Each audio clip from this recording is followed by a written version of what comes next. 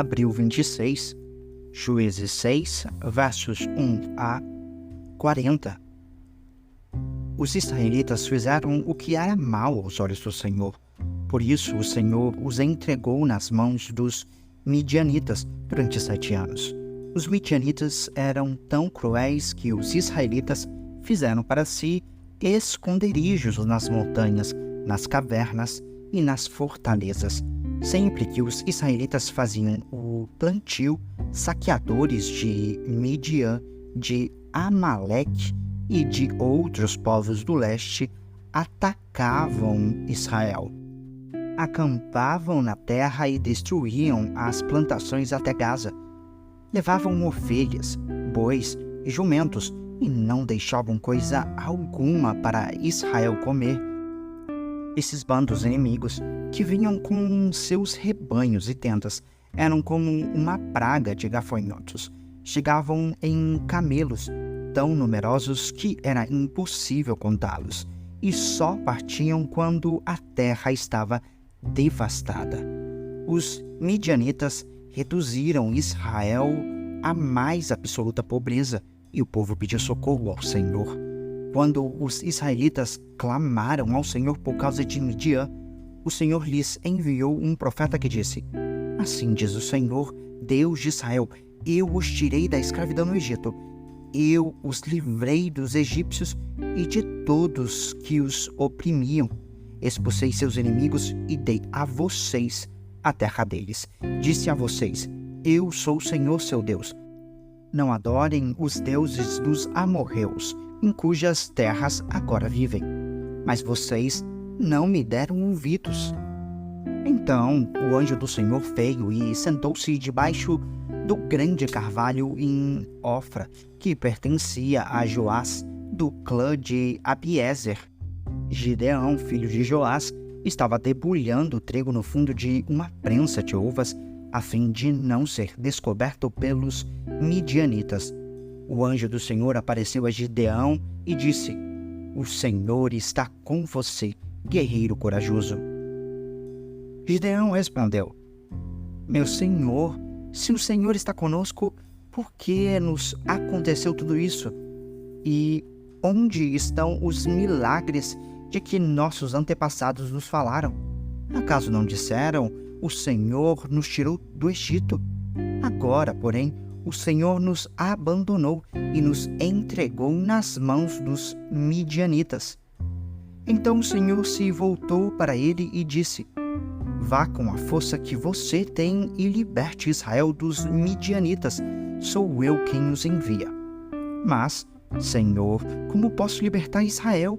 Perguntou Gideão. Meu clã é o mais fraco de toda a tribo de Manassés, e eu sou o menos importante de minha família.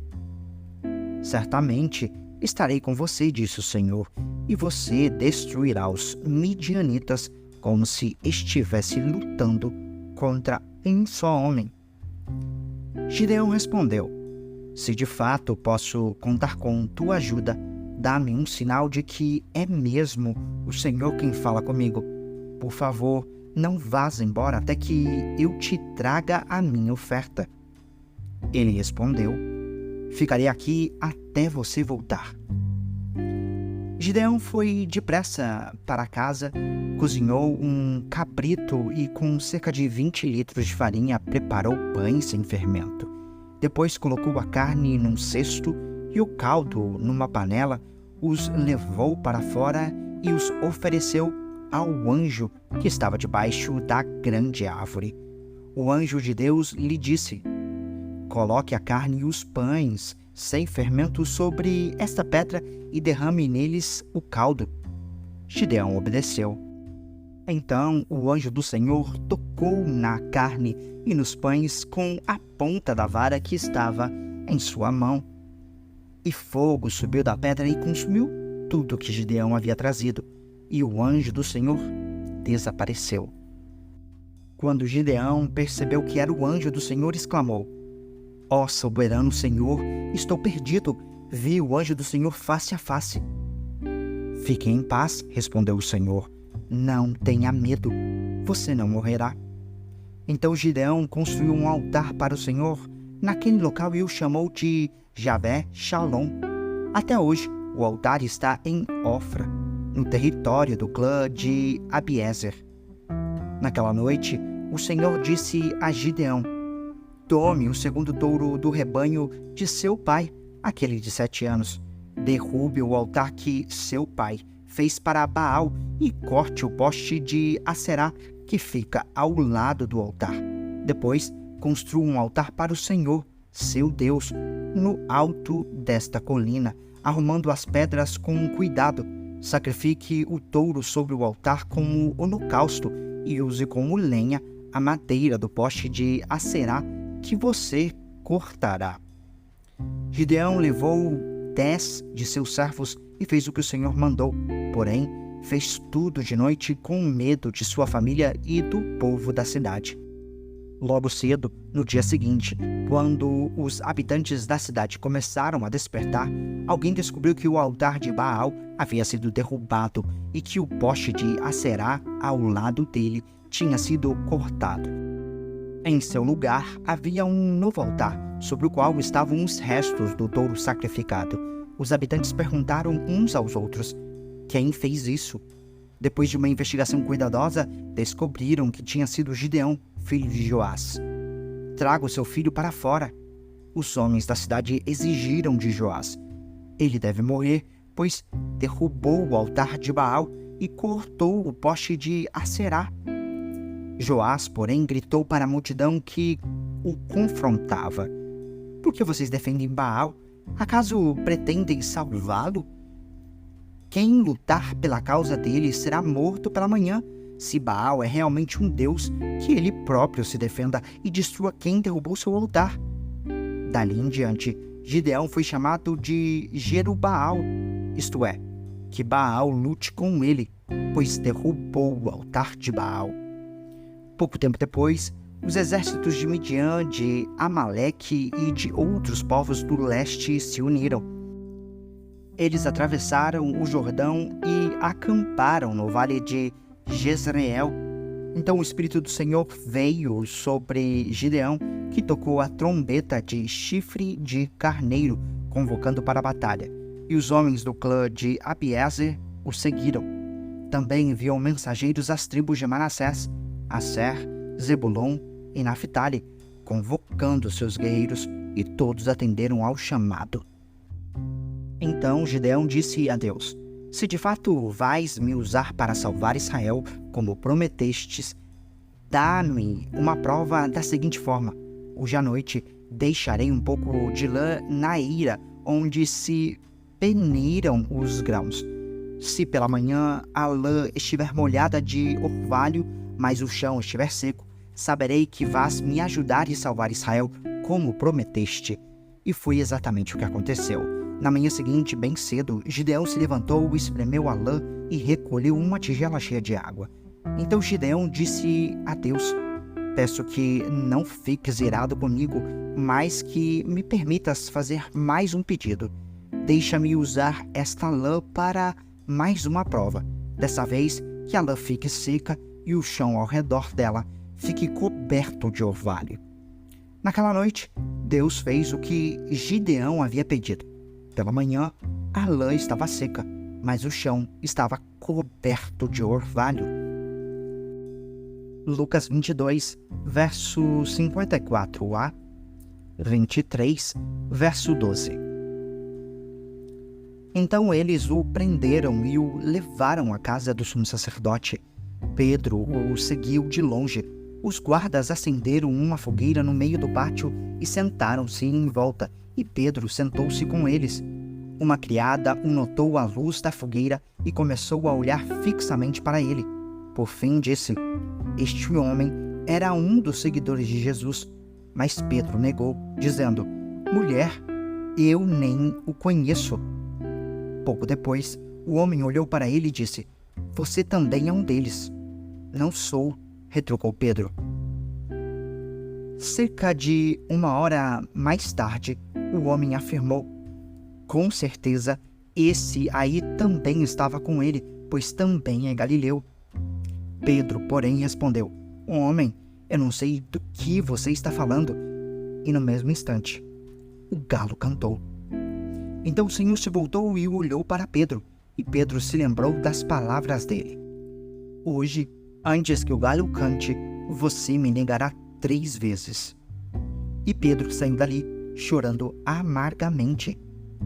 Os guardas encarregados de Jesus começaram a zombar dele e a bater nele. Vendaram seus olhos e diziam: profetize para nós, quem foi que lhe bateu dessa vez? E o insultavam de muitas outras maneiras. Ao amanhecer, todos os líderes do povo se reuniram, incluindo os principais sacerdotes e os mestres da lei. Jesus foi conduzido à presença desse conselho, e eles perguntaram: diga-nos, você é o Cristo? Jesus respondeu: se eu lhes disser, de modo algum acreditarão em mim, e se eu lhes fizer uma pergunta, não responderão. Mas, de agora em diante, o Filho do Homem se sentará à direita do Deus Poderoso. Todos gritaram: então você afirma que é o Filho de Deus? Ele respondeu: vocês dizem que eu sou. Que necessidade temos de outras testemunhas? Disseram eles. Nós mesmos o ouvimos de sua boca. Então todo o conselho levou Jesus a Pilatos. Começaram a apresentar o caso. Este homem corrompe o nosso povo, dizendo que não se deve pagar impostos ao governo romano e afirmando ser ele próprio Cristo, o rei. Então Pilatos lhe perguntou: você é o rei dos judeus? Jesus respondeu: é como você diz. Pilatos se voltou para os principais sacerdotes e para a multidão e disse: não vejo crime algum neste homem. Mas eles insistiam. Ele provoca revoltas em toda a Judéia com os seus ensinamentos, começando pela Galileia e agora aqui em Jerusalém. Então ele é galileu? Perguntou Pilatos. Quando responderam que sim, Pilatos o enviou a Herodes Antipas, pois a Galileia ficava sob sua jurisdição, e naqueles dias ele estava em Jerusalém. Herodes se animou com a oportunidade de ver Jesus, pois tinha ouvido falar a seu respeito e esperava, havia tempo, vê-lo realizar algum milagre. Fez uma série de perguntas a Jesus, mas ele não lhe respondeu. Enquanto isso, os principais sacerdotes e mestres da lei permaneciam ali, gritando acusações. Então Herodes e seus soldados começaram a zombar de Jesus e ridicularizá-lo. Por fim, vestiram nele um manto real e o mandaram de volta a Pilatos. Naquele dia, Herodes e Pilatos, que eram inimigos, tornaram-se amigos. Salmos 95, verso 1 a 96, verso 13. Venham, vamos contar ao Senhor, vamos aclamar a rocha de nossa salvação. Vamos chegar diante dele com as ações de graças e cantar a ele salmos de louvor, pois o Senhor é o grande Deus, o grande Rei acima de todos os deuses. Em suas mãos estão as profundezas da terra. A ele pertencem os mais altos montes. O mar é dele, pois ele o criou. Suas mãos formaram a terra firme. Venham, vamos adorar e nos prostrar. Vamos nos ajoelhar diante do Senhor nosso Criador, pois ele é o nosso Deus. Somos o povo que ele pastoreia e o rebanho sob o seu cuidado. Quem dera hoje vocês ouvissem a voz do Senhor, pois ele diz: não endureçam o coração, como fizeram seus antepassados em Meribá, como fizeram em Massá no deserto. Ali eles me tentaram e me puseram à prova, apesar de terem visto tudo que fiz. Por 40 anos estive irado com eles e disse: são um povo cujo coração sempre se afasta de mim. Recusam-se a andar em meus caminhos. Assim, jurei em minha ira: jamais entrarão em meu descanso. Cantem ao Senhor um cântico novo. Toda a terra cante ao Senhor. Cante ao Senhor e louvem o seu nome. Proclamem todos os dias a sua salvação. Anunciem a sua glória entre as nações. Cantem a todos as suas maravilhas. grande é o Senhor, digno de muito louvor. Ele é o mais temível que todos os deuses. Os deuses de outros povos não passam de ídolos, mas o Senhor fez os céus. Glória e majestade o cercam. Força e beleza enchem seu santuário. Ó nações do mundo, reconheçam o Senhor, reconheçam que o Senhor é forte e glorioso. Deem ao Senhor a glória que seu nome merece. Tragam ofertas e tragam em seus pátios.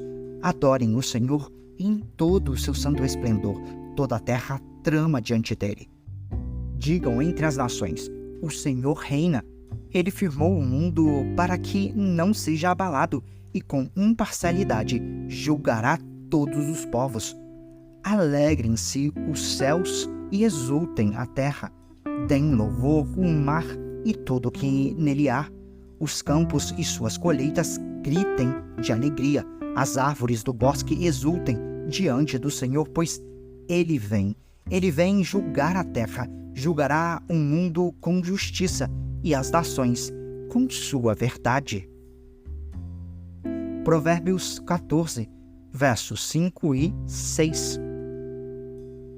A testemunha honesta não mente, a testemunha falsa respira mentiras. O zombador procura sabedoria e nunca a encontra, mas para o que tem discernimento, o conhecimento vem fácil.